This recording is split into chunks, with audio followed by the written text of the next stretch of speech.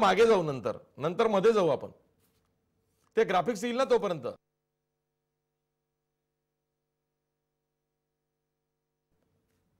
नमस्कार, मी आशिष जाधव, हल्लाबोल मध्ये तुमचं स्वागत आहे. राज्यातल्या राज्य विधिमंडळाच्या हिवाळी अधिवेशनाचा आज शेवटचा दिवस आहे. मुंबईत हे अधिवेशन चाललं होतं. आज शेवटच्या दिवशी अजूनही विधिमंडळामध्ये कामकाज सुरू आहे, ते लक्षवेधी चर्चांवर सुरू आहे. जवळपास प्रत्येकी 25 लक्षवेधी ह्या वेगवेगळ्या प्रश्नांवरच्या आज शेवटच्या दिवशी लागलेल्या आहेत. कारण ज्या प्रलंबित होत्या, ज्या पेंडिंग पडल्या होत्या, त्या आज शेवटच्या दिवशी घेण्यात आल्या आणि त्यामुळं एक एक करून एका प्रश्नावरती लक्षवेधीच्या माध्यमातून चर्चा सुरू आहे. दरम्यान पुन्हा मराठा आरक्षणाचा निर्णय तर झाला, पण मग धनगर आरक्षण आहे, मुस्लिम आरक्षण आहे, त्यावरून सुद्धा विधिमंडळात आणि विधिमंडळाबाहेर आवाज उठवला गेला. सरकारनं आपल्या परीनं उत्तर दिलेलं आहे. एकूणच हे जे 8 दिवसाचं कामकाज होतं, कारण कामकाजाचे केवळ 8च दिवस होते, 4 सुट्ट्या होत्या, त्यामुळे 8 दिवसाचं जे कामकाज कशा पद्धतीनं झालं, नेमकं काय साधलं गेलं, काय राहून गेलं, जनतेच्या प्रश्नांना न्याय मिळाला का, यावर आपण चर्चा करणार आहोत. आपल्यासोबत मान्यवर पाहुणे आहेत. आपल्यासोबत शेकापचे आमदार, ज्येष्ठ आमदार जयंत पाटील असणार आहेत. त्याचबरोबर आपल्यासोबत भाजपच्या वतीनं बोलण्यासाठी आमदार डॉक्टर अनिल बोंडे सुद्धा असणार आहेत. त्यांनीच दुष्काळावरची चर्चा आपल्या प्रस्तावाद्वारे सुरू केली होती. दुष्काळाला चर्चेत त्या मुख्यमंत्र्यांनी काल निवेदन दिलं, त्याकडे थोडं प्रसारमाध्यमांचं दुर्लक्ष झालं असलं तरीसुद्धा ते निवेदन काय हेही आपण या चर्चेदरम्यान बघणार आहोत. पण आज आणखीन एक बाब घडली, ती म्हणजे गेल्या 4.25 वर्षामध्ये विधानसभेला उपाध्यक्ष मिळाले नव्हते, ते आज मिळालेले आहेत. शिवसेनेचे विजय आवटी हे विधानसभेचे नवे उपाध्यक्ष असणार आहेत. त्यांची आज रीतसर निवड सुद्धा करण्यात आलेली आहे.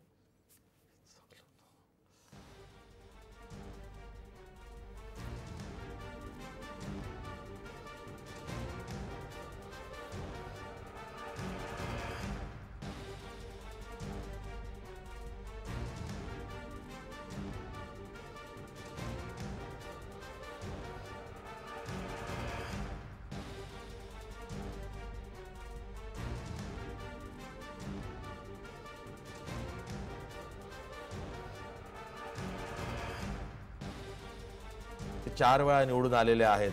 त्यांचा मंत्रिमंडळामध्ये कॅबिनेट मंत्री म्हणून शिवसेनेकडून समावेश होईल असं त्यांच्या चाहत्यांना, त्यांच्या मतदारांना वाटलं होतं, पण झालं नव्हतं. जवळपास 4 वर्षांपासून त्यांना आश्वासन दिलं होतं की तुम्ही विधानसभेचे उपाध्यक्ष असणार आहात, पण सेना भाजप युतीच्या राजकारणामध्ये हा मुहूर्त काही निघत नव्हता. अखेर हा मुहूर्त निघालेला आहे. अशांत सेनेला शांत करण्याचं काम मुख्यमंत्र्यांनी केलेलं दिसतंय आणि म्हणून मग नाईलाजानं का होईना अगदी शेवटी विधानसभा उपाध्यक्षपदी विजय आवटी यांची बिनविरोध निवड करण्यात आली. या निवडणुकीमध्ये अपक्ष आमदार बच्चू कडू आणि काँग्रेसच्या वतीनं हर्षवर्धन सपकाळ यांनी अर्ज भरले होते, पण त्या दोघांनीही शेवटच्या क्षणी आपले अर्ज मागे घेतले. त्यामुळं शिवसेनेचे आमदार विजय आवटी यांची विधानसभेच्या उपाध्यक्षपदी बिनविरोध निवड करण्यात आली आहे. उपाध्यक्षाची जागा कोणती असते तर विरोधी बाकावरती जिथं विरोधी पक्ष नेते बसतात त्याच बेंचाला बाजूला जी जागा असते ती विधानसभा उपाध्यक्षांची जागा असते. तसंच विधान परिषदेमध्ये तीच जागा विधान परिषद उपसभापतींची असते. त्यामुळं मुख्यमंत्री, विरोधी पक्षनेते यांनी रीतसर जाऊन विरोधी पक्षनेते राधाकृष्ण विखे पाटील यांच्या बाजूला विजय आवटी यांना स्थानापन्न केलं, आसनस्थ केलं आणि अशा पद्धतीनं विजय आवटी हे विधानसभेचे उपाध्यक्ष झालेले आहेत. हा सोपस्कार पार पाडल्यानंतर जेव्हा कामकाजाला विधानसभेत सुरुवात झाली तेव्हा पुन्हा तेच मराठा आरक्षणाच्या बाबतीत, त्यानंतर धनगर आरक्षणाच्या बाबतीत, मुस्लिम आरक्षणाच्या बाबतीत विरोधकांनी जो आवाज उठवला होता तोच आवाज राधाकृष्ण विखे पाटील असतील, अजित पवार असतील किंवा काँग्रेसच्या वतीनं नसीम खान यांनी मुस्लिम आरक्षणाच्या बाबतीत आवाज उठवला. ते तिघेही काय बोललेत ते बघूया. त्या धनगर समाजाच्या पण भावना फार तीव्र आहेत. दुसरी गोष्ट म्हणजे इतर कुठल्या समाजाला धक्का लागता कामा नये, विशेषतः आदिवासी समाजाला यत्किंचितही धक्का लागता कामा नये. आणि तिसरी मागणी खरोखरीच त्याच्याबद्दल सरकार अजिबात काही उत्तर द्यायला तयार नाही, ते म्हणजे 5% मुस्लिम समाजाचं आरक्षण. आणि मुस्लिम समाजाच्या आरक्षणाच्या संदर्भात त्याही घटकामध्ये शिक्षणाचं प्रमाण कमी आहे. आपण ज्या भागाचं प्रतिनिधित्व करताय त्याही भागामध्ये हा वर्ग आहे, तुम्ही स्वतः पाहू शकता. असं असताना दोन निर्णय जर सरकारने, म्हणजे एक निर्णय काल झाला सर्वांच्या मतीनं, सर्वांच्या साक्षीने एकमताने, दुसऱ्या निर्णयाच्या बद्दल उत्तर दिलं गेलंय आणि तिसऱ्याच्या बद्दल सरकार काही त्या ठिकाणी बोलायला तयार नाही. आता अध्यक्ष महोदय, धनगर समाजाच्या बाबतीमध्ये आता तसाच प्रसंग आता उद्भवणार आहे का की पुन्हा रस्त्यावर धनगर समाजाने रस्त्यावर उतरल्याशिवाय, मोर्चे काढल्याशिवाय, हुतात्मे झाल्याशिवाय, किंबहुना आता पुढच्या अधिवेशनापर्यंत, मग पुन्हा अधिवेशन सुरुवातीच्या तारखेपासून तर शेवटच्या दिवसापर्यंत पुन्हा विरोधी पक्षाने सभागृहात संघर्ष चालूच ठेवायचा? हे न्याय मागणी करता अध्यक्ष महोदय, काय सरकार वेळ काढूपणा करते हेच आम्हाला समजत नाही. आणि म्हणून या धनगर समाजाच्या आरक्षणासंदर्भात तो आता पुढच्या अधिवेशनापर्यंत ठेवतो असं माननीय मुख्यमंत्री म्हटलं. अध्यक्ष महोदय, माझी आपल्याकडून एवढीच आपल्या माध्यमातून शासनाकडे मागणी आहे की पुढच्या अधिवेशनापर्यंत वाट पाहिजे, गरज काय आहे? तुमचा जर अभ्यास झाला असेल अध्यक्ष महोदय, याच महिन्यामध्ये एक दिवसाचं विशेष अधिवेशन बोलवा आणि फक्त आपल्या केंद्र सरकारला शिफारस करायची आहे. मुस्लिम समाज वारंवार खूप चर्चा होत असते, आम्ही सुद्धा नेहमी मांडतच असतो. अध्यक्ष महोदय, आम्ही कधीच सांगितलेला नाहीये की आम्हाला मुस्लिम समाजातील ज्या मागासलेल्या समाज आहेत त्यांना धर्माच्या आधारावर देण्यात यावा. आज आपण सत्तामध्ये आहात, आपण 2014ची फाईल काढून बघून घ्या, त्याच्यामध्ये प्रस्तावना, बापट साहेब, प्रस्तावनामध्ये त्या ऑर्डिनन्स मध्ये जो प्रस्तावना आहे त्याच्यामध्ये सुरुवातच असा आहे की हा आरक्षण धर्माच्या आधारावर देण्यात येत नाही. क्लिअर कट सुरुवातच तसा आहे. आणि त्याच्यासाठी अध्यक्ष महोदय 52 जातीयांचा जे मागासलेले जात आहे त्या मुस्लिम समाजामध्ये त्या समाजाची यादी जोडलेली आहे. आणि आम्हाला ओबीसी मध्ये आपण विनोद तावडे साहेब सांगितलं की तुम्ही आणखी यादी द्या, काय राहिले असतील तर आम्ही मागासवर्गीय आयोगाकडे पाठवू आणि ओबीसी मध्ये देऊ. आपण मेहरबानी करून ओबीसी आणि मुस्लिम समाजातील मागासलेल्या समाजामध्ये भांडण लावू नका. आम्हाला ओबीसी मध्ये आरक्षण नाही पाहिजे अध्यक्ष महोदय, आम्हाला एसबीसी मध्ये आरक्षण पाहिजे. आणि तो एसबीसी मध्येच आरक्षण आम्ही 2014 मध्ये आमच्या शासनात असताना आम्ही निर्णय घेतला होता देण्याचे अध्यक्ष महोदय, आणि त्याला मुंबईच्या सन्माननीय हायकोर्टाने सुद्धा दुजोरा दिला होता. धनगर आरक्षण, मुस्लिम आरक्षण याबाबत सरकारची भूमिका काय आहे हे पुन्हा एकदा मुख्यमंत्री देवेंद्र फडणवीस यांनी विधानसभेत सांगितलं. बघा ते काय म्हणाले. धनगर समाजाच्या आरक्षणाचा जो मुद्दा आहे या संदर्भात विशेष अधिवेशन बोलायची आवश्यकता याकरता नाही की तो अधिवेशनातला विषयच नाहीये. त्या संदर्भात जी काही राज्य सरकारची आता कारवाई चाललेली आहे ही कारवाई आम्ही लवकरात लवकर पूर्ण करणार आहोत. आणि त्या संदर्भात मी असं वरच्या सभागृहात सांगितलं की आम्ही कारवाई पूर्ण करू आणि पुढच्या अधिवेशनात त्या कारवाईचा एटीआर जो आहे तो आपल्यासमोर मांडू, हे मी सांगितलेलं आहे. त्याच्यामुळे त्या संदर्भातली कारवाई आम्ही वेळेत पूर्ण करणार आहोत. तर मूळ मुस्लिम समाजात जाती व्यवस्थाच नाहीये. धर्मावर आरक्षण का नाहीये? ख्रिश्चन समाज असेल, मुस्लिम समाज असेल, याच्यात जाती व्यवस्था नाहीये. आणि आपलं जे आरक्षण आहे हे जाती व्यवस्थेवर आधारित आहे. परंतु मुस्लिम समाजात गेल्यानंतर देखील आपल्या इथे बराचसा समाज असा आहे की त्यांनी मूळ जाती सोडलेला नाहीये, मूळ जाती त्याच आहेत. आणि त्याच्यामुळे म्हणजे असंही झालेलं आहे की एक भाऊ इकडे या जातीत राहिला, एक भाऊ या जातीत गेला, म्हणजे तरी मुस्लिम धर्म स्वीकारला पण जात, त्यामुळे त्यांच्या प्रमाणपत्रावर ती जात लिहिलेली आहे. आणि म्हणून यापूर्वी जे मी सांगितलं की जवळजवळ 42 का 52 जाती ज्या त्या काळामध्ये आपण घातलेल्या आहेत त्या याच कारणावर घातलेल्या आहेत की त्यांच्या सर्टिफिकेटमध्ये त्या नोंदी आहेत. आणि त्या नोंदीच्या आधारावर, हो, ती व्यवसायाच्या आधारावर नाही, मी सांगतो व्यवसायाच्या जातच व्यवसायाच्या आधारावर पडली आहे. पण ते जे मिळाले ते व्यवसायाच्या आधारावर मिळालेलं आरक्षण नाही, ते जातीच्याच आधारावर मिळालेलं आहे. ज्या 52 जातींना मिळालेलं आहे ते जातीच्या आधारावरच मिळालेला आहे. त्या जातींचा मागासलेपणा हा त्यावेळी मागासवर्ग आयोगाने मान्य केला आणि त्याच्या आधारावर मिळालेला आहे.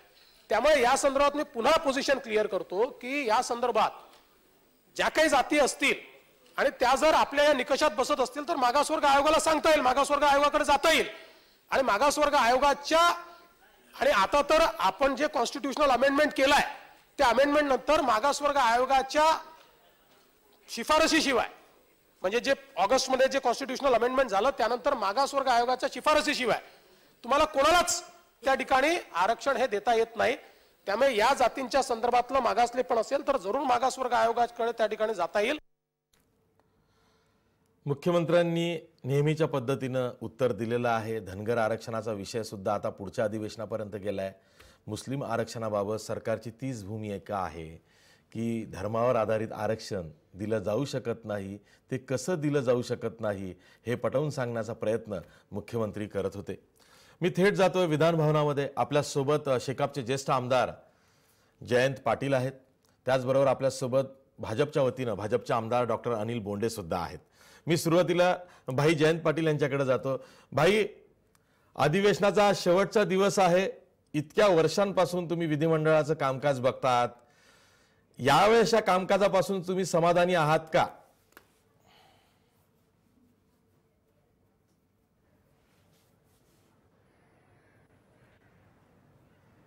अजिबात नाही. जो निर्णय आज शेवटच्या टप्प्यात घेतला, शेवटच्या आठवड्यात घेतला, हा सुरुवातीलाच आपण घेऊ शकलो असतो आणि अधिवेशन सुरळीतपणे चालू झालं असतं. मला वाटतं मागास आयोगाचा अहवाल ठेवला असता सरकारने तर त्याच्यामध्ये काही बिघडलं नव्हतं, कोणाचा विरोध नव्हता हे दाखवून दिलेलं. आम्ही सुरुवातीपासून सांगत होतो की आमच्या या आरक्षणाला, मराठा समाजाच्या आरक्षणाला कोणाचाही विरोध नाही आहे आणि आज दोन्ही सभागृहामध्ये एकमताने आज तो ठराव पास झालेला तुम्हाला दिसतोय. आणि म्हणून मला वाटतं या अधिवेशनामध्ये निराशजनक असं काम झालं. फक्त 2 दिवस काम चाललं, काल आणि आज. आणि आताच मी सभागृहाच्या दुष्काळी ठरावाचं रिप्लाय माननीय महसूल मंत्री आता देत आहेत आणि मी तिथे सोडून तो ऐकून मी सुद्धा आलेलो आहे. आणि म्हणून मला वाटतं जे कामकाज व्हायला पाहिजे होतं, ज्या पद्धतीचं महाराष्ट्राच्या जनतेला दुष्काळामध्ये आश्वासित करायला पाहिजे होतं, धीर द्यायला पाहिजे होतं, असली कुठलीही घोषणा आज झालेली दिसत नाही आहे.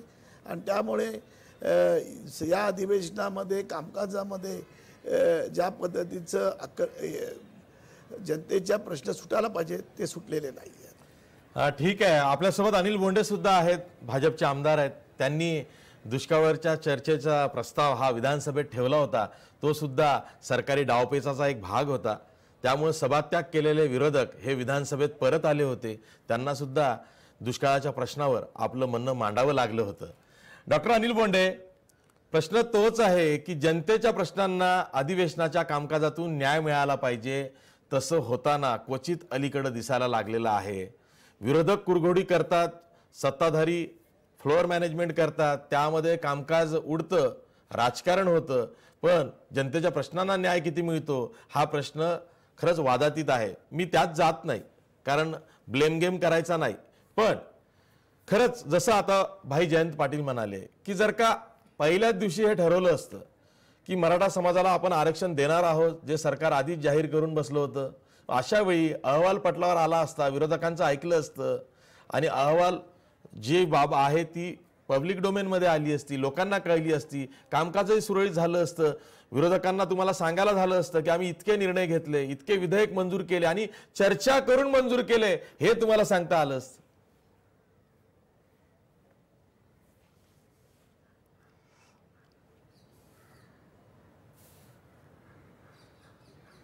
आशिष, खऱ्या अर्थानं हे अधिवेशन ऐतिहासिक झालेलं आहे. कारण मागासवर्गीय आयोगाचा अहवाल आला, त्यावर मंत्रिमंडळ उपसमिती नेमल्या गेली आणि सातत्यानं डोळ्यात तेल टाकून ATR तयार केला गेला आणि सरतेशेवटी मराठ्यांना 16% आरक्षण जे कायद्याच्या कसोटीवर तासून केलेलं आहे असं जाहीर करण्याचा बहुमान माननीय मुख्यमंत्र्यांना मिळाला. आशिष, खरं जर पाहिलं तर पहिल्या दिवसापासून विरोधक हे गोंधळलेले होते, हतबल होते. आपल्या हातचा मुद्दा निघून जातो का ही त्यांच्या मनामध्ये भीती होती. पहिल्याच दिवशी दुसऱ्या दिवशी मी सत्ताधारी पक्षातर्फे महाराष्ट्रात असलेल्या दुष्काळाचा प्रस्ताव मांडला होता, परंतु फक्त मराठा आरक्षणाचा अहवाल मांडा. वारंवार माननीय मुख्यमंत्री सांगत होते की अहवाल मांडायची गरज नाही, ATR मांडला गेला पाहिजे. आणि विधेयक मांडलं गेलं पाहिजे. आणि माननीय मुख्यमंत्र्यांनी 10 वेळा सांगितलं, समजावून सांगितलं की अहवाल मांडल्यानंतर कदाचित समाजामध्ये वितुष्ट निर्माण होईल आणि समाजामधलं सौहार्द संपेल आणि ते संपलं तर मराठ्यांना आरक्षण देणं कठीण होईल. परंतु विरोधकांना वाटत होतं की आपल्या हातचा मुद्दा जातोय, आपल्या मराठा समाज आपल्या हक्काचा आहे, आता तो सुद्धा आपल्या जवळून जातोय अशी त्यांना भीती जी वाटत होती, दुर्दैवानी अशी भीती वाटत होती. कारण त्यांनी घिसाडघाई तेव्हा 2014ला केली होती. लोकसभा इलेक्शन हारल्यानंतर विधानसभा इलेक्शनमध्ये काहीतरी टिकाव लागला पाहिजे म्हणून घिसाडघाईनी अध्यादेश आणला होता आणि तो अध्यादेश शेवटी न्यायालयात टिकला नाही. तशा प्रकारची घिसाडघाई होऊ नये आणि म्हणून मंत्रिमंडळाच्या उपसमितीच्या एवढ्या बैठका घ्याव्या लागल्या. या काळामध्ये जर विरोधकांना खरोखर मला म्हणावंसं वाटतं की त्यांना जर बुद्धी सुचली असती तर महाराष्ट्रातल्या दुष्काळाची चर्चा अधिवेशनाच्या पहिल्या मंगळवारपासून सुरू झाली असती. आमदार लोक अनेक मेहनतीने प्रश्न मांडतात, ते प्रत्येक प्रश्नाचा तास या विरोधकांनी आपल्या बेजबाबदारपणामुळे गमावला. कारण की प्रश्नोत्तर तर काही रिपीट होत नाही, लक्षवेधी रिपीट होतात. परंतु दुर्दैव असं महाराष्ट्रातलं की या विरोधकांच्या बेजबाबदारपणामुळे, दुर्दैवानी हा शब्द वापरू नये, परंतु ते हतबल झाल्यामुळे, त्यांना सुचत नसल्यामुळे त्यांनी ते प्रश्नोत्तराचे तास गमावले. एवढंच नाही तर मी दुष्काळाची चर्चा जेव्हा दुसऱ्या आठवड्यात सुरू केली यांनी बहिर्गमन केलं. म्हणजे महाराष्ट्रामध्ये एवढा कडक दुष्काळ असताना ते नियोजन सांगण्याचं मनोदय जेव्हा सरकारचा होता त्यावेळेला त्या चर्चेमध्ये सहभागी होणं आवश्यक होतं. नेमकं त्यावेळेला त्यांनी बहिर्गमन केलं. मग त्यांना कोणीतरी सांगितलं की याच्यामुळे चित्र खराब होईल, महाराष्ट्रातली दुष्काळी जनता तुम्हाला माफ करणार नाही आणि म्हणून मग ते वापस आले आणि म्हणून त्यांना पश्चात उपरती आली आणि मग त्यांना वापस यावं लागलं. एवढी हतबलता मी आता अनिल बोंडे, पण वस्तुस्थिती मी तुम्हाला सांगतो, जेव्हा तुम्ही प्रस्ताव मांडला विधानसभेमध्ये आणि विधानसभेमध्ये दुष्काळावरती चर्चा सुरू झाली तेव्हा बाहेर संसदीय कामकाज मंत्री गिरीश बापट यांनी अजित पवार, विरोधी पक्षनेते राधाकृष्ण विखे पाटील यांची समजूत काढण्याचा प्रयत्न केला की हे चित्र चांगलं नाहीये, दुष्काळाच्या चर्चेत आपण सगळे सहभागी झालो पाहिजेत. तेव्हा अजित पवार त्यांना हे सांगत होते की तुम्ही एकतर्फी हे सगळं करताय, तुम्ही विरोधकांचं काय ऐकून घेत नाहीये, तुम्ही आमच्यावरती कुरघोडगी करण्याचा प्रयत्न, आज तुमचा प्रस्ताव मांडलाय जो सत्ताधारांचा प्रस्ताव आहे, विरोधकांचा सुद्धा दुष्काळी चर्चेचा प्रस्ताव आहे तो तुम्ही मान्य करत नाही, परंतु सत्ताधारांचा प्रस्ताव तुम्ही देताय, चर्चा सुरू करताना आम्हाला सांगताय की सभात्याग सोडा, तुम्ही परत या. आणि त्यानंतर ते परत आले, त्यांनी आपलं म्हणणं मांडलं सुद्धा. आपण एक ब्रेक घेणार आहोत आणि ब्रेक नंतर पुन्हा ही चर्चा अशीच कंटिन्यू ठेवणार आहोत. अजूनही बरंच कामकाज या शेवटच्या दिवशी झालेलं आहे. विधिमंडळात सभागृहाबाहेर सुद्धा बरंच काही घडलेलं आहे, बरेच जण बोललेले आहेत तेही बघणार आहोत. प्लस हे जे मान्यवर पाहुणे आपल्यासोबत आहेत भाई जयंत पाटील आणि डॉक्टर अनिल बोंडे यांच्याशी सुद्धा चर्चा करणार आहोत, पण ब्रेक नंतर.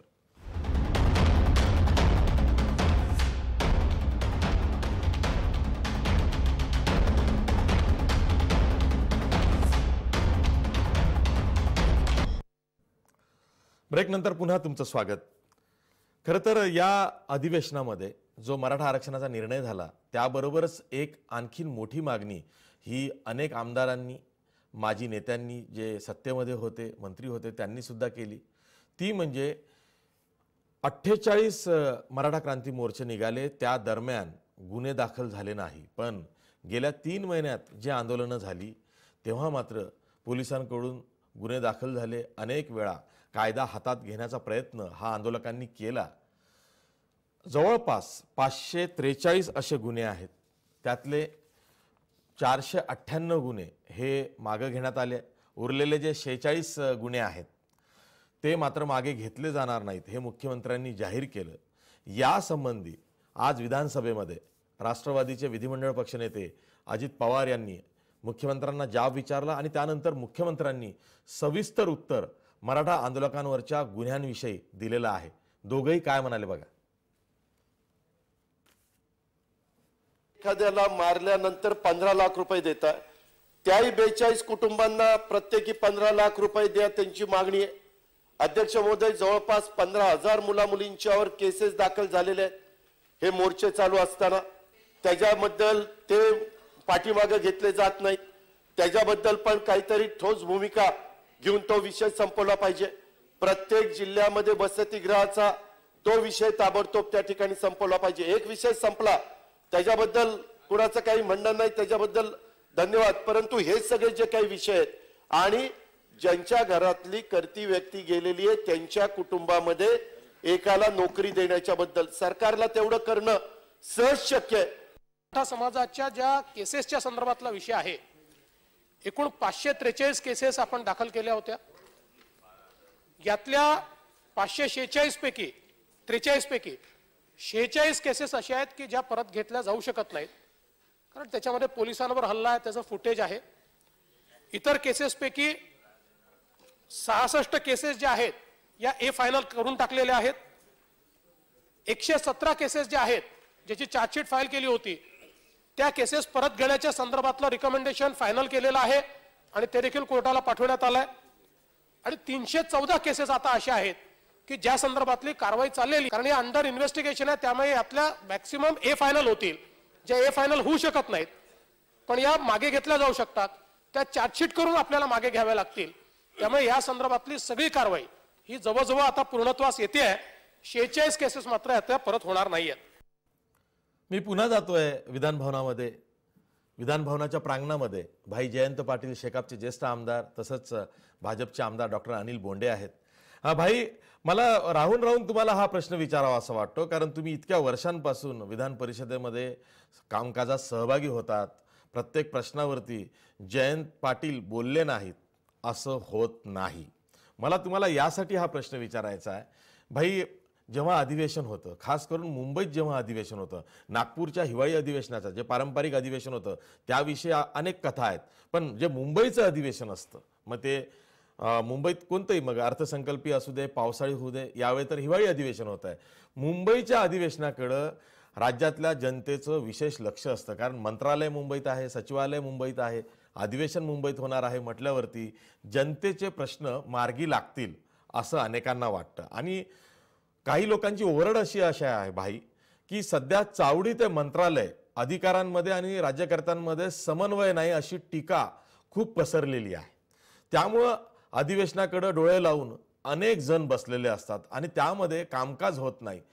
तुम्ही खरंच सांगा, जे प्रश्न आमदार म्हणून तुम्ही मांडता, जे प्रश्नोत्तराच्या तासात येतात किंवा लक्षवेधी तुम्ही जे मांडता ते लक्षवेधीच्या तासाला येतात, कामकाज न होण्यामुळं हे जे प्रश्न आहेत किंवा ह्यामध्ये ज्या लक्षवेधी आहेत यामधलं किती गांभीर्य हे राखलं जातं, यामधल्या किती गांभीर्यानं याकडे विचार केला जातो की हे जनतेचे प्रश्न आहेत म्हणून आपण ते सोडवले पाहिजे. आणि यामध्ये सरकारच नाही तर विरोधी बाकावरचे सुद्धा जे आमदार आहेत यांच्यामध्ये सुद्धा समेट पाहिजे. म्हणजे गटनेत्यांची बैठक होते तुम्हा लोकांची, तुम्ही त्यात आहात गटनेत्यांच्या बैठकीत, तर यामध्ये असा काही प्रोटोकॉल ठरणार नाही का की गोंधळ बाजूला सोडून आपण कामकाज करूच असं बंधन आपण आपल्यावर घालू, असं काही करता येईल?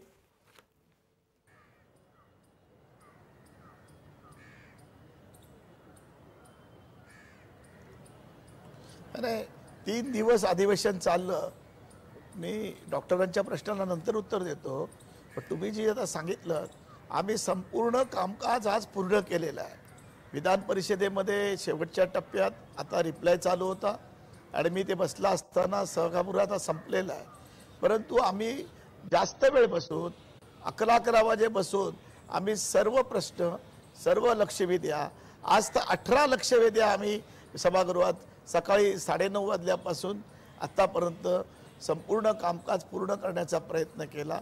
खालच्या सभागृहाने केलेली सर्व बिलं चर्चा करून आम्ही मंजूर केलेली आहेत. म्हणजे वरच्या सभागृहात असं काम नाही आहे. पण डॉक्टरांनी मगाशी मला सांगितल्याप्रमाणे मला त्याच्यावर आक्षेप घ्यायचा आहे की आमची मागणी होती, सभागृहाचे विरोधी पक्षनेते यांनी सुरुवातीलाच आणि आम्ही गटनेत्यांनी सुरुवातीलाच मागणी केली की दुष्काळ जाहीर केलेला आहे, तुम्ही 150 पेक्षा जास्त तालुक्यामध्ये दुष्काळ आहे असं जाहीर केलेला आहे, त्याची चर्चा करण्याची गरज नाही. आता त्याच्यावर उपाययोजना काय केल्यात त्या पहिल्या जाहीर करा, किती मदत केली ही जाहीर करा, मग आम्ही त्याच्यावर आमचे पर्याय किंवा आणखी सूचना देऊ. म्हणून सभागृह बंद पडले. म्हणजे आम्ही सभागृह मागणी करायची आणि मागावर सरकारने उत्तर द्यायचं आणि आम्ही घरी निघून जायचं, तर आमची प्रामुख्यानं ही मागणी होती, गटनेत्यांच्या बैठकीमध्ये पण आम्ही मागणी केली की कोणत्याही परिस्थितीमध्ये दुष्काळग्रस्त परिस्थिती तुम्ही ज्या ज्या तालुक्यात त्याच्यात काय उपाययोजना केलीत, कितीना टँकर दिलेत, कितीना तुम्ही मदत केली, कितीना तुम्ही त्या ठिकाणी धान्य पुरवलं, हे रिप्लायमध्ये आलं नाही. आताच विरोधी पक्षनेत्यांच्या नेतृत्वाखाली सर्वांनी आम्ही सभात्याग केलेला आहे आणि या सभागृहाची सांगता करताना विरोधी पक्षाला विधान परिषदेमध्ये सभात्याग करायला लागला, कारण कुठलंही आश्वासन पाळलं नाही. तीच आकडेवारी, तेच साचेबद्ध उत्तर, याला जनता कंटाळलेली नाही, आम्ही पण कंटाळलो सभागृहामध्ये. प्रशासनांचं ऐकत नाही, अधिकारी ऐकत नाही आहेत. मी कालच सभागृहात सांगितलं, औरंगाबाद जिल्ह्यातल्या सिल्लोडच्या बोरगाव गावात मी परवा रात्री गेलो होतो, रविवारी 11 वाजेपर्यंत येतो. तिथे 8 दिवसांनी टँकर येतो. लोक 8-8 दिवस आंघोळ करत नाही आहेत, पिण्यासाठी पाणी नाही आहे, खरीपाचं पीक सगळं वाया गेलेलं आहे, रब्बीला पेराला धान्य नाही आहे. सरकार तिथे अजून 1 रुपयाची कवडीची सुद्धा मदत बोरगावमध्ये सिल्लोड तालुक्यात झालेली नाही आहे. ह्याचं उत्तर नाही आहे. हीच परिस्थिती 150 तालुक्यात सगळीकडे आहे आणि त्याच्यावर उत्तर दिल्यानंतर आम्ही काय गप्प बसावं, हे सांगतील त्याप्रमाणे ऐकायचं आणि आम्ही घरी जायचं का? त्याच्यासाठी काय आम्ही याकडे निवडून आलेलो नाहीये. आणि म्हणून सरकार दुष्काळाची परिस्थिती सोडवायला अपयशी ठरलेलं आहे आणि त्यामुळे या अधिवेशनामध्ये विरोधकांकडनं कुठलीही गोष्ट अशी वाया घालावी म्हणून केलेली नाही आहे. मी पुन्हा रिपीट करतो, मराठा आरक्षणाची घोषणा शेवटी करण्याच्या ऐवजी ती पहिल्याच दिवशी केली असती तर हे अधिवेशन अधिक खेळीमेळीने चांगल्या प्रकारे आणि महाराष्ट्राच्या संपूर्ण जनतेला एक वेगळं कामकाज आणि दिसलं असतं. आणि बाकीचे आम्हाला जेव्हा आज बघा तुम्ही दोन्ही सभागृहाचं कामकाज तुम्ही दाखवताय, सर्वांनी मनमोकळेपणानं त्या ठिकाणी चर्चा केली. जिथे चांगलं काम केलेलं आहे तिथे आम्ही चांगलं काम बोललेलं आहे आणि म्हणून एक आक्रमक विरोधी पक्ष नेता आणि प्रशासनामध्ये काम केलेले विरोधी पक्षाचे सगळे सदस्य आज सभागृहात आहेत.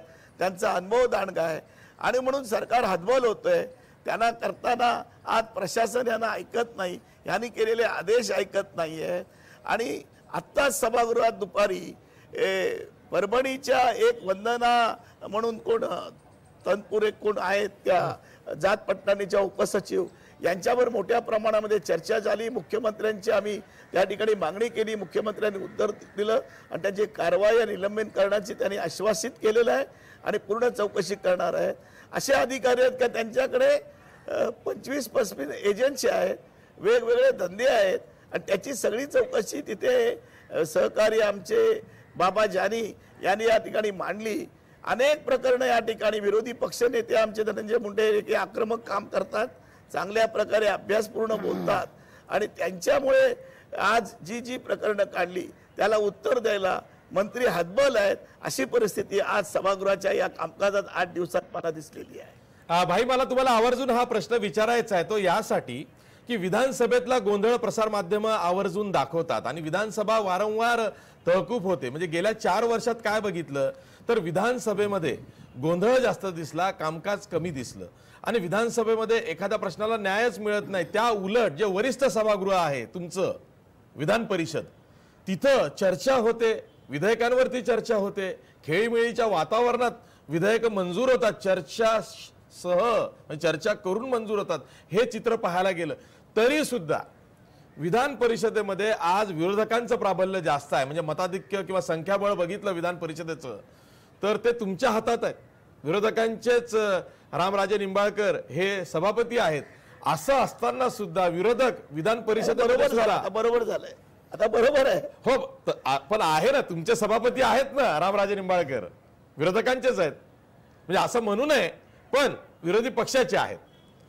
तर सांगायचं तात्पर्य हे की असं असताना सुद्धा विरोधक वारंवार सभात्याग करतात. त्यामुळे सुद्धा थोडा संयम पाळला तर कामकाज पुढे जाईल असं अनेकांना वाटतं.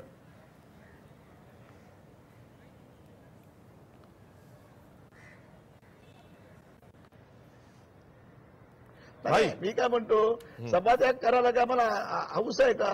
प्रशासन तिथे ऐकत नाही, प्रशासनाला दबाव नाही, जी अपेक्षित उत्तरं पाहिजेत ज्या पद्धतीची उत्तरं मंत्र्यांनी अभ्यास करून ब्रीफिंग घेऊन द्यायला पाहिजेत ती दिली जात नाहीत, म्हणून नाईलाजाने सभात्याग करावा लागतो. सभात्याग करणं म्हणजे मंत्र्यांचा अपमान आहे, प्रश्न राखून ठेवणं म्हणजे मंत्र्यांचा अपमान आहे. ही जाणीव जोपर्यंत मंत्र्यांना कळत होत नाहीये, त्यामुळे दुर्दैवाने आम्हाला हे करावं लागतं असं मला वाटतं. आणि म्हणून मला वाटत नाही वरच्या सभागृहामध्ये आम्ही जास्त वेळा गोंधळ केला. आमची एकच मागणी होती की सभागृहामध्ये तुम्ही दुष्काळात काय माहिती झाली ती करा आणि मराठा आरक्षण आताच जाहीर करा. मराठा आरक्षणाची जी तुम्ही अहवाल आणलाय तो पटलावर ठेवा. ती मागणी त्यांनी मान्य केली नाही म्हणून हे वाया गेले. अजून चांगल्या प्रकारे जास्त न्यायी काम झालंय. तुम्हाला आता आला असेल, तुम्ही मी इथे बसलेलो आहे, किती तास आम्ही काम केलं, पण काम कुठलंही पेंडिंग नाही. एकही विषय आम्ही पेंडिंग ठेवला नाही. सगळ्या विषयावर आम्ही बोलून आज कामकाज संपवलेलं आहे. ठीक आहे. या अधिवेशनादरम्यान मराठा आणि धनगर आरक्षणाबरोबरच मुस्लिम आरक्षणाचाही मुद्दा गाजला.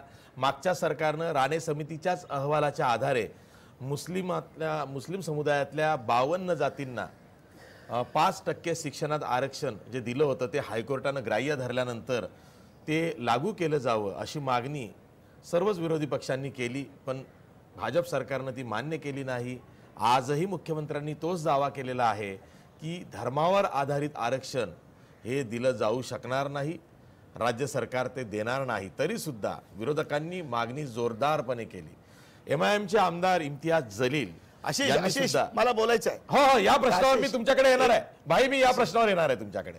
इम्तियाज जलील, इम्तियाज जलील काय म्हणालेत ते ऐकूया. मराठा आरक्षण सरकारने दिले, मात्र मुस्लिम आरक्षण सरकार कधी देणार असा सवाल जो आहे तो MIMने उचललेला आहे. माझ्यासोबत आहेत MIMचे आमदार इम्तियाज जलील. सर, काय सांगाल, आज सरकारने मराठ्यांना आरक्षण तर दिलेलं आहे, पण मात्र अनेक वर्ष मुस्लिम आरक्षणासारखी तुम्ही मागणी केली होती.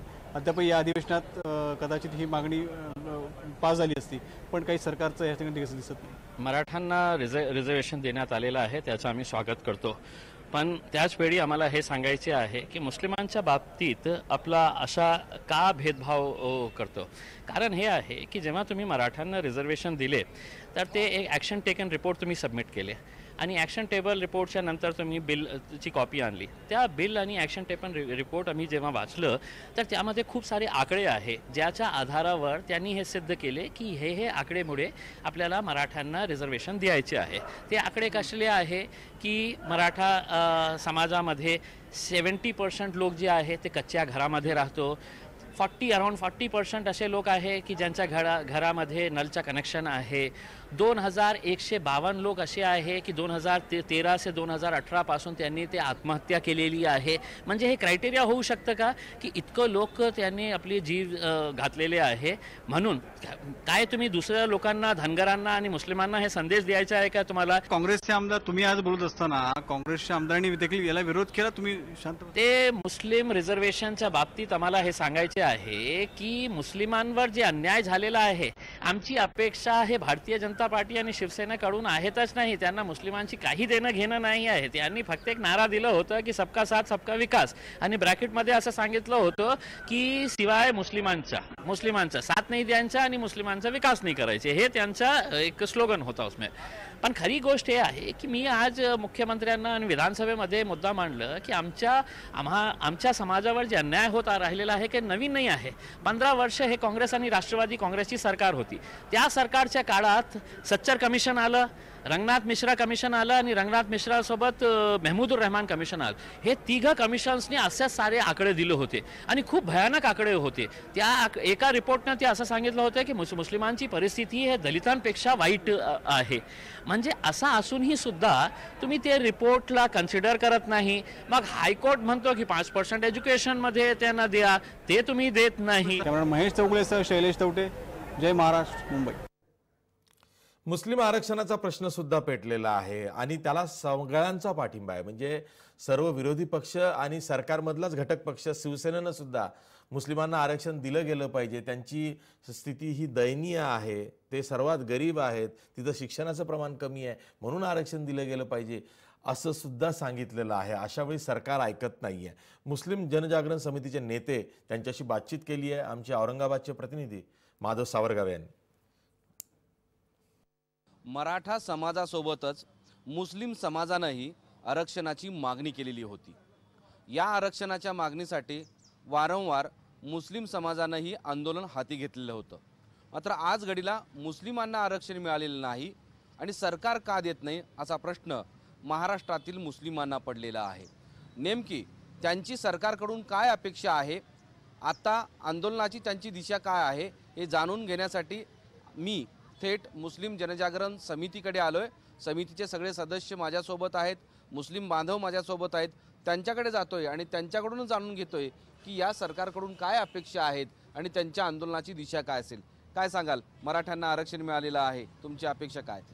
नहीं, मराठियों को जो आरक्षण दिए गए हमने तो उनका स्वागत किया, हर हमने साथ है करके बोले, हमने आंदोलन में थे।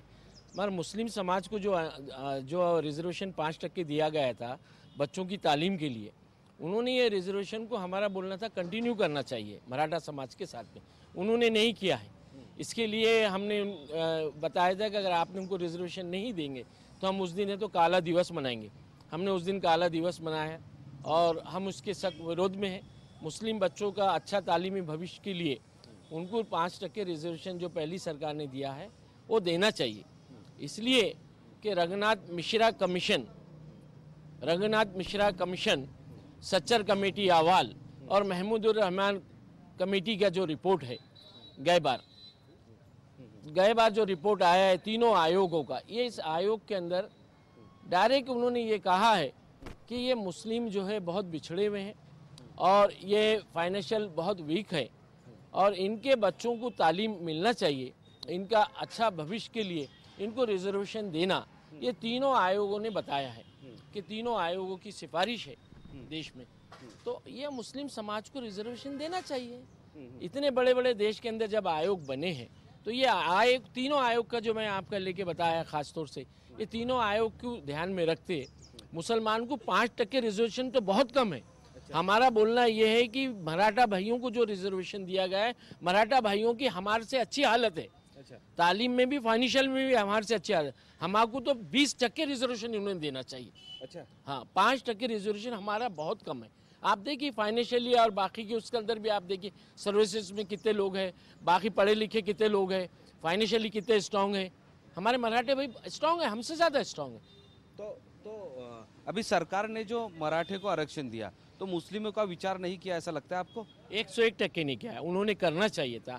जब आप महाराष्ट्र की सरकार ने ये जो है कि आप जब चुन के आते हैं, जब तक दल पक्ष ये जब तक है, जब सरकार में शामिल हो जाते हैं, आप शपथ लेते, आपका काम है राज्य के हर जाति जमाती के लोगों को साथ में लेके काम करना, मगर उन्होंने ऐसा नहीं किया। आने वाले निवडणूक को ध्यान में रखते हुए इन्होंने मराठा समाज को जो है तो जो है वोट किस तरह से डायवर्ट होना, धर्माच्या नावावर आरक्षण देता येत नाही, त्याच्यासाठी कुठल्या कुठल्या जाती ज्या मुस्लिमांच्या आहेत त्या मागास आहेत, ज्यांना सामाजिक आणि आर्थिक किंवा शैक्षणिक आरक्षणाची गरज आहे?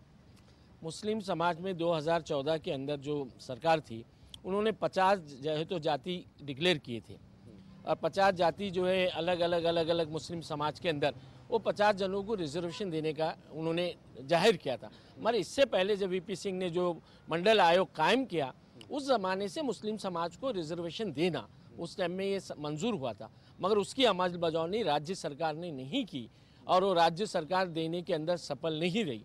मेरी ख़ास तौर से अपने चैनल के माध्यम से ये है कि कांग्रेस और एनसीपी की सरकार ने जिस ताकत से मुद्दा इस टाइम में सभागृह में उठाना चाहिए था वो नहीं उठा। उन्होंने आज 70 साल से मुस्लिम वोटों के ऊपर राज कर रहे पूरे देश के अंदर, मगर आज जब समय आया मुस्लिम रिजर्वेशन का तो उन्होंने सही मायनों में ताकत नहीं लगाई, इसलिए पूरे मुस्लिम समाज दोनों पक्ष से नाराज है और आने वाले इलेक्शन में इनका सख्त विरोध करेंगे। एक अंतिम सवाल ये है कि अब आखिरी आंदोलन की रणनीति क्या है, आंदोलन कैसा करने वाले हैं, मुस्लिम समाज की मन भावना क्या है? मुस्लिम समाज बहुत ज़्यादा नाराज़ है। सबसे पहली बात है फाइनेंशियल बहुत ज़्यादा वीक हो गया है, एजुकेशन में बहुत ज़्यादा वो हो गया है पीछे। उसके अलावा जो मुस्लिम समाज पे आज पूरे देश में जो जुल्म हो रहा है कि मुस्लिम समाज ने क्या खाना उस पर पाबंदी, मुस्लिम पर्सनल लॉ के अंदर इंटरफेयर है, तो मुस्लिम ये बारी के अंदर सब मिलके एक मत ये करेगा और वोट का अपना वन साइडेड वापर करेगा और किस तरफ करेगा ये हम आज नहीं बता सकते, मगर मुस्लिम दोनों से एनसीपी और कांग्रेस से नाराज़ है। और रहा मुस्लिम रिजर्वेशन का, हम न्यायालय में भी जाएंगे, रस्तों में भी आएंगे और लोकशाही हित से जो जो आंदोलन हमको करना है वो सारे आंदोलन हम करेंगे। मगर विधिमंडळामध्ये, विधानसभा आणि विधान परिषदेमध्ये दुष्काळावर सुद्धा चर्चा झाली। विरोधकांची मागणी अशी होती, ती मागणी बघा आधी, कारण विरोधकांनी हा मुद्दा खूप लावून धरला होता, तो म्हणजे जे नुकसान झालेलं आहे पिकांचं, त्या पिकाच्या नुकसानासाठी हेक्टरी 50,000 रुपयांची मदत हवी अशी मागणी अजित पवार असतील राष्ट्रवादीचे किंवा काँग्रेसचे विरोधी पक्षनेते राधाकृष्ण विखे पाटील असतील यांनी विधानसभेत आणि विधान परिषदेमध्ये सुद्धा हीच मागणी पुढे झाली। त्याचबरोबर ऊस, केळी आणि फळबागांसाठी हेक्टरी 1 लाख रुपयाची मदत ही मागितली गेलेली आहे। पाण्यासाठी हवं तिथं टँकर किंवा जनावरांसाठी चारा, मुबलक चारा छावण्या ह्या स्थापन कराव्या अशा त्या मागण्या होत्या। त्यावरती जेव्हा मुख्यमंत्र्यांचं विधानसभेत काल रात्री उशिरा निवेदन आलं, त्यांचं उत्तर आलं, त्यामध्ये त्यांनी काही बाबी ह्या जाहीर केलेल्या आहेत। त्या अशा आहेत, एक तर दुष्काळाच्या गर्तेमध्ये राज्यातले 82,27,000 शेतकरी सापडलेले आहेत। दुष्काळाचा 85,76,000 हेक्टर शेतीला फटका बसलेला आहे। उपाययोजनांसाठी 3,000 कोटींची अर्थसंकल्पीय तरतूद आधीच करण्यात आलेली आहे। तसंच मदतीसाठी केंद्राकडे 7,022 कोटींचा प्रस्ताव दिला आहे। पाणी पुरवठ्यासाठी 203 कोटींची तरतूद करण्यात आलेली आहे। सध्या 516 टँकर्सनं पाणी पुरवठा सुरू आहे। मागणी होताच तिथं टँकर्स दिले जातील असंही सांगितलेलं आहे। नंतरच्या उत्तरात 1000 ते 1100 टँकर्स सध्या सुरू आहेत असंही सांगण्यात आलं। सर्व बंद पाणी पुरवठा योजना सुरू करणार असं म्हटलेलं आहे। दुष्काळी भागात जनावरांसाठी चारा, मनरेगाचे निकष हे शिथिल करण्यात आले, म्हणजे रोजगार हमी योजनेचे, आणि शेल्फवरची कामं ही वाढवली जाणार असं सांगितलेलं आहे। पिण्यासाठी प्राधान्यक्रमानं पाणी दिलं जाईल, पाणी हे प्राधान्यक्रमानं पिण्यासाठीच ठेवलं जाईल असं सांगण्यात आलेलं आहे। दुष्काळी जनतेला रेशन कार्ड विना अन्नधान्य, जिथं दुष्काळ आहे तिथं रेशन कार्ड न बघता आहे की नाही अन्नधान्य दिलं जाणार आहे। वीज जोडणी जिथं तोडली तिथं राज्य सरकार 1 वर्षाचं बिल भरणार आहे। तसंच वीज बिल थकबाकी जी आहे ती रिशेड्यूल करणार आहे, म्हणजे त्यात हप्ते पाडून नव्यानं देणार आहे आणि मागच्या 1 वर्षाचं जे थकबाकीचं वीज बिल आहे ते सरकार भरणार आहे। अशा योजना किंवा आश्वासनं हे मुख्यमंत्र्यांनी विधानसभेत दिली। विधान परिषदेमध्ये चंद्रकांत दादा पाटील जे विधान परिषदेचे नेते आहेत, सभागृहाचे नेते आहेत, ते देत असताना गोंधळ झाला आणि परिषद तहकूब झालेली आहे। मी थेट जातोय या प्रश्नावर, ज्यांनी हा प्रस्ताव मांडला होता दुष्काळी चर्चेचा, त्या डॉक्टर अनिल बोंडे यांच्याकडे, आणि त्यानंतर विरोधकांचं समाधान का नाही हे विचारायला मी भाई जयंत पाटील यांच्याकडे पण जाणार आहे। पण आधी मी डॉक्टर बोंडे यांच्याकडे जातोय। डॉक्टर बोंडे, मुख्यमंत्र्यांच्या उत्तरानं तुम्ही तरी समाधानी झालात का? कारण तुम्हीच चर्चा उपस्थित केली होती सत्ताधाऱ्यांच्या वतीनं।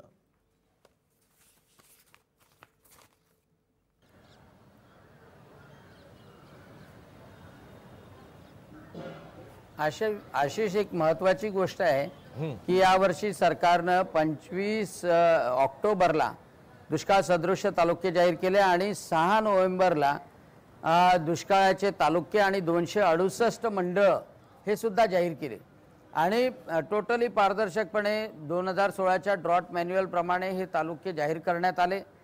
पहिल्यांदा नोव्हेंबर महिन्यामध्ये किंवा ऑक्टोबर महिन्यामध्ये दुष्काळ जाहीर झाला।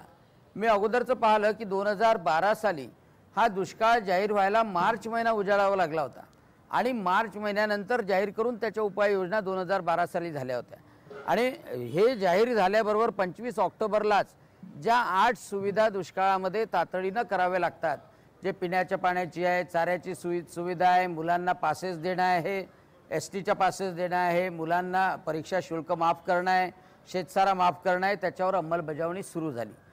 मी दुष्काळाची चर्चा जेव्हा सुरू केली त्यामध्ये दुष्काळाची चर्चा आणण्याचा पाठीमागचा उद्देश हा होता की ज्या ज्या तालुक्यातले आमदार दुष्काळी तालुक्यातले आहे त्यांचे काही सजेशन्स असतील की लॉंग टर्म उपाययोजना कोणत्या केल्या गेल्या पाहिजे किंवा शॉर्ट टर्म उपाययोजनेमध्ये तातडीनं काय केलं गेलं पाहिजे, ह्या सगळ्या सजेस्ट व्हाव्या आणि सर्व आमदारांना बोलण्याची संधी मिळावी यासाठी तो प्रस्ताव आणला होता।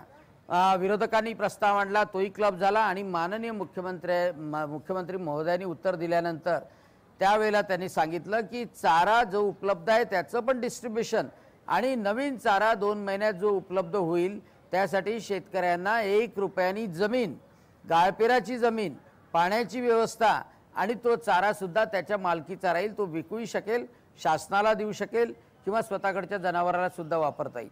एवढंच नाही तर छावणीची जिथे जिथे आवश्यकता आहे त्या छावणीच्या आवश्यकतेसाठी सुद्धा त्यांनी भर दिला. दुसरी महत्त्वाची गोष्ट मी स्वतः सजेशन केलं की जे गोरक्षण महाराष्ट्रामध्ये आहेत, जिथे गोशाळा आहे, तिथे गायी आणि गोवंश पाळल्या जातो, त्या ठिकाणी सुद्धा हे अनुदान छावणीच्या रूपामध्ये अनुदान दिल्या गेलं पाहिजे. त्या गोशाळा मजबूत केल्या गेल्या पाहिजे, म्हणजे जनावरांना पाणी आणि जनावरांना चारा सुद्धा अतिशय चांगल्या तऱ्हेने मिळू शकेल. एवढंच नाही तर हेही पण सांगितलं की जो NDRFच्या नॉर्म्सप्रमाणे निधी राहणार आहे तो NDRFच्या नॉर्म्सप्रमाणे एवढ्या लोकांना मिळाल्यानंतर सुद्धा 87 लाख लोकांनी पीक विमा काढलेला आहे आणि त्यामुळे या दुष्काळी तालुक्यामध्ये पीक विम्याचे पैसे सुद्धा तातडीनं मिळाले पाहिजे याच्यासाठी सुद्धा माननीय मुख्यमंत्र्यांनी निर्देश दिले.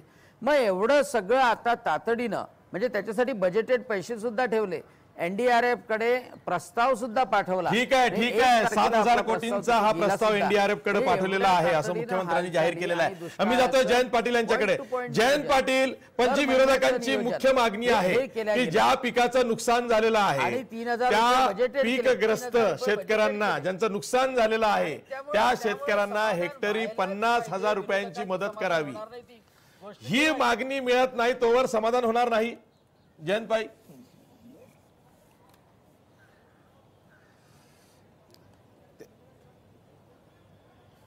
100% होणार नाही. गेल्या खेपेला दुष्काळामध्ये कर्जमाफी केली. कॉम्रेड ढवळे आहेत, कॉम्रेड गावित आहेत, आमचे अजित नवले आहेत, यांच्या नेतृत्वाखाली आम्ही मंडळी सगळे मुंबईमध्ये आलो. 34,000 कोटी रुपयांनी जाहीर केले आणि आज सभागृहामध्ये दाखल करताना फक्त 16,000 कोटी रुपये यांनी कर्जमाफी दिलेली आहे. हे बोलतात, गोड बोलतात, चांगल्या प्रकारे बोंडे मांडतात, प्रत्यक्ष शेतकऱ्यांच्या खिशात काही देत नाही. मी पुन्हा बोलायला आग्रह एवढ्यासाठी केला की मुख्यमंत्री म्हणतात, संप्रचं सरकार म्हणतं की मुसलमाना धर्माच्या नावाखाली आम्ही आरक्षण देणार नाहीत. हे स्वतः धर्माच्या नावाखाली मतं घेऊन निवडून आलेत, हिंदू धर्माच्या नावाखाली निवडून आलेत. रामाचं नाव यांना घेतल्याशिवाय निवडून येता येत नाही. कामाच्या गोष्टी बोला ना. याच्यामध्ये आशिष की धर्माच्या नावाने बोलायचं नाही तर या देशामध्ये हिंदूच राहील म्हणून सांगत होते. हे घटनेप्रमाणे आरक्षण देता येत नाही. भारतरत्न बाबासाहेब आंबेडकरांनी मी बोलतो डॉक्टर आता भाईंना बोलू द्या. मुख्यमंत्र्यांनी सविस्तर सांगितलेलं आहे, त्यावर समाधान झालेलं नाही सभागृहाचं. बोलू द्या त्यांना. सभागृहाबाहेर तरी आवाज दाबू नका. नाही, त्यांनी त्या ठिकाणी जाहीर केलं की धर्माच्या नावाने मुस्लिम मी काय म्हणतो, या ठिकाणी प्रामुख्यानं मुस्लिम समाज हा 90% नाही 80% ते 90% दारिद्र्याखाली जगतोय. 10% मुस्लिम समाज असेल, पण मुस्लिम समाजामध्ये आज दारिद्र्य एवढं आहे, नोकरी नाही, बेकारी आहे, मुलींना त्यांच्याकडे नोकऱ्या नाही आहेत आणि त्यांना आरक्षण मिळालं पाहिजे ही भूमिका आहे. धर्म कुठे, धर्माच्या खाली ते मागतच नाहीत. ते त्या ठिकाणी त्या गरिबीवर, त्यांच्याकडे असलेल्या अर्थव्यवस्थेवर, त्यांच्या सामाजिक त्यांची जी पिळवणूक झाली त्याच्यावर मागतायत आणि या ठिकाणी हे धर्माच्या नावाखाली निवडून आलेत. निवडून देताना म्हणतात माननीय मुख्यमंत्र्यांनी आपले नरेंद्र महाराजांच्या पीठामध्ये गेले असताना म्हणाले, मला राज्य घटनेपेक्षा माझा हे धर्म पीठ श्रेष्ठ वाटतं, मी याला मानतो म्हणून ते सांगतात. ते हे भारताच्या संविधानामध्ये बसत नाही.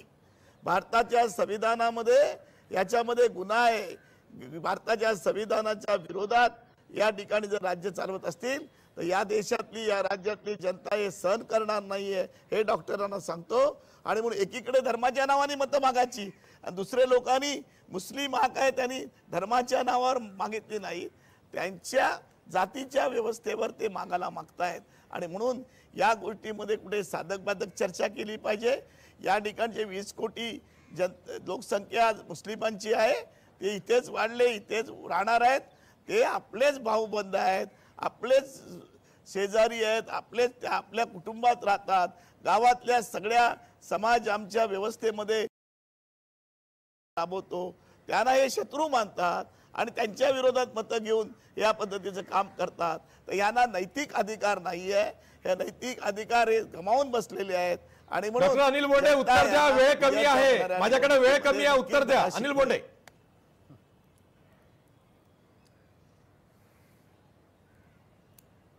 हो, हे मुस्लिम समाजात भारतीय जनता पक्षाबद्दल भीती पसरवण्याचं काम हे आजचं नाही आहे. मुस्लिम समाजामध्ये भारतीय जनता पक्षाबद्दल द्वेष निर्माण करण्याचं काम हे आजचं नाही आहे. आज इम्तियाज जलील यांनी अतिशय चांगलं सांगितलं की यांच्या काळामध्ये रंगनाथन आयोग आला होता, यांच्या काळामध्ये सच्चर आयोग आला होता, यांनी इम्प्लिमेंट केला नाही. यांनी आतापर्यंत मुस्लिमांना भंगाराशिवाय दुसरा व्यवसाय दिला नाही. माननीय पंतप्रधानांनी मुस्लिम असो किंवा कोणताही अल्पसंख्याक असो, मी काँग्रेसवाल्यांबद्दल बोलून राहिलो, तुम्ही स्वतःला त्यांच्यामध्ये घेता म्हणून तुम्हाला घेता नाही. आम्ही देशात या देशातली संविधान जगलं पाहिजे, या देशाची लोकशाही जगली पाहिजे, म्हणून आम्ही आज एकत्र आहोत. आतापर्यंत मुस्लिमांना झोपडीमध्ये ठेवण्याचं काम काँग्रेस राष्ट्रवादींनी केलं. पंतप्रधानांनी पंतप्रधान आवास योजनेमध्ये अल्पसंख्याक असला तरी त्याला त्याचा हिस्सा दिला. द्यावंच लागेल. भारतामध्ये दुय्यम नागरिकत्व नाही आहे, सेकंडरी सिटिझनशिप नाही आहे. अल्पसंख्याक जो कोणी आहे भारताचा नागरिक तो भारतीय आहे, मग तो हिंदू. हे काँग्रेसवाल्यांनी केलं, हे जयंत पाटील सांगत नाही. आणि म्हणून मुस्लिम समाजामध्ये द्वेष पसरवू नका. मुस्लिम समाजाचा विश्वास भारतीय जनता पक्षावर आहे. मुस्लिम समाजामधल्या मागास जाती धर्माच्या नावाखाली मुस्लिमांना देणार नाही. मुस्लिम समाजातल्या मागास जातींना आरक्षण, मुस्लिम समाजातल्या मागास जातींना आरक्षण 58 जातींना ऑलरेडी सुरू आहे. अजून कोणत्या जर मागास जाती, 52 जाती आहेत ज्यांना मागच्या सरकारनं शिक्षणामध्ये 5% हायकोर्टानं ग्राह्य धरलं होतं, ते लागू करावं एवढीच माफक अपेक्षा आहे. ती सरकार पूर्ण करत नाहीये. म्हणून हा मुद्दा आता नव्यानं चर्चेत आलेला आहे की ज्या 52 जाती आहेत मुस्लिम समुदायामधल्या, ज्यांना मागास म्हणून त्यांच्या मुलांना शिक्षणात 5% आरक्षण देऊ केलं होतं, जे हायकोर्टानंही मान्य केलं होतं, ग्राह्य धरलं होतं, ते लागू करण्याचाच प्रश्न आहे. पण लागू करण्यासाठी भाजप ती राजकीय इच्छा का दाखवू शकत नाही? धर्माच्या आधारे आरक्षण दिलं जात नाही हेच का सांगतंय? जिथं हायकोर्टानं ते मान्य केलं तेही ऐकायला का तयार नाही? यात काय राजकारण आहे हे लोकांना कळतं, पण लोक बोलत नाहीत. म्हणूनच जो वंचित आवाज आहे, जो दबलेला आवाज आहे, त्याच्या उत्थानासाठी सरकारनं जागलं पाहिजे. ते होताना दिसत नाही. ते होईल का याकडं मुस्लिम समाज आस लावून बसलाय. बघूया, पुढच्या अधिवेशनामध्ये सुद्धा हा प्रश्न येणारच आहे. तुर्तास सरकारनं वेळ मारून नेलेली आहे. मी दोन्ही मान्यवर पाहुण्यांचे आभार मानतो. इथेच थांबतो. पाहत राहा जय महाराष्ट्र न्यूज.